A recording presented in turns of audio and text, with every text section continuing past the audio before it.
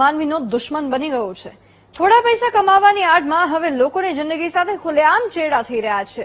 સુરતમાં નકલી પનીર બનાવતી ફેક્ટરી ઝડપાયા પછી હવે સુરત એસઓજીએ નકલી ઘી બનાવતી ફેક્ટરી ઝડપી પાડી, જ્યાં 1 કિલો શુદ્ધ ઘીમાંથી 15 કિલો નકલી ઘી બનાવવામાં આવી રહ્યું હતું, એટલે કે 15 કિલો ઝેર બનાવવામાં આવી રહ્યું હતું।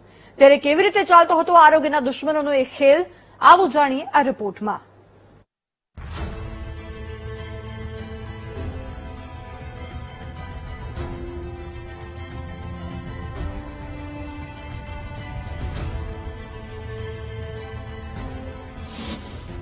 एक किलो शुद्ध घीમાંથી 15 કિલો ઝેર બનાવવાનો ખેલ।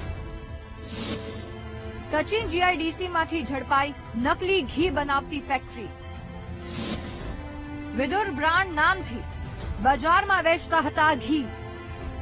ગત નવેમ્બર મહિનામાં જ સુરતની જાણીતી સુરભી ડેરીમાંથી નકલી પનીરનો જથ્થો ઝડપાયો હતો અને આરોગ્યના દુશ્મનો સામે કડક પગલાં ભર્યા હતા, પરંતુ ત્યાર પછી પણ આ નકલીનો ખેલ બંધ ન થયો। હવે સચિન જીઆઈડીસીમાંથી નકલી ઘી બનાવતી ફેક્ટરી ઝડપાઈ છે। શહેર પોલીસના સ્પેશિયલ ઓપરેશન ગ્રુપે બાતમીના આધારે સચિન જીઆઈડીસી વિસ્તારમાં એક એવી ફેક્ટરી પર દરોડા પાડ્યા। સબકા ફૂડ્સના નામે ચાલતી આ ફેક્ટરીમાં લોકોના સ્વાસ્થ્ય સાથે ખુલ્લેઆમ ચેડા કરી માત્ર 1 કિલો શુદ્ધ ઘીનો ઉપયોગ કરી તેમાંથી 15 કિલો નકલી વિદુર ઘી તૈયાર કરવામાં આવતું હતું।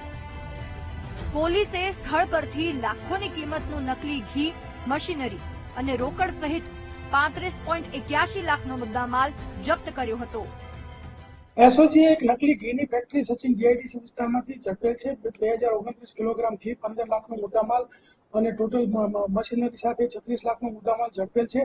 અને આ ઘી જે છે એ પામ ઓઇલ, વનસ્પતિ ઘી, પછી એસેન્સ અને બીજી જે અમુક રાસાયણિક દ્રવ્યો ઉમેરીને બનાવતા હતા। જે રીતના વેપારીઓ એમની પાસે ગુણવત્તાવાળું માગે એવા પ્રકારની કિંમતનું આ લોકો બનાવતા હતા અને એ રીતે ભેળસેળ કરતા હતા। સમગ્ર સાઉથ ગુજરાતની અંદર આ લોકો વેચતા હતા, હોલસેલ ભાવે બનાવી દેતા હતા અને પછી છૂટક ભાવે આ લોકો વેચતા હતા, વધુ ભાવ લઈને। ભરત કોલરા અને અમીન વઢવાણિયા મુખ્ય સૂત્રધાર। 30,000ના ભાડા પેટે જીઆઈડીસીમાં ભાડે રાખ્યું હતું ગોડાઉન। સબકા ફૂડ્સ નામનું FSSAI નું લીધું હતું લાયસન્સ। વનસ્પતિ ઘી, પામોલિન તેલ, કેમિકલ એસેન્સનો કરતા ઉપયોગ। આરોપીઓએ FSSAI નું લાયસન્સ અને તમામ પ્રકારના પ્લાનિંગ સાથે બહારથી શ્રમિકોને બોલાવીને આ કરતૂતો શરૂ કરી હતી। આરોપીઓ 1 કિલો શુદ્ધ ઘી લેતા અને તેમાં મોટા પ્રમાણમાં વનસ્પતિ ઘી, પામોલિન તેલ અને ખાસ પ્રકારના કેમિકલ એસેન્સ ઉમેરતા હતા। આ કેમિકલ એટલું પાવરફુલ હતું કે તે તેલના મિશ્રણને પણ અસલી ઘી જેવી જ સુગંધ અને દાણાદાર ટેક્સચર આપી દેતું હતું। આ મિશ્રણમાં ચોક્કસ પ્રકારનો રંગ ઉમેરી તેને ગાયના પીળા ઘી જેવું દેખાડવામાં આવતું હતું।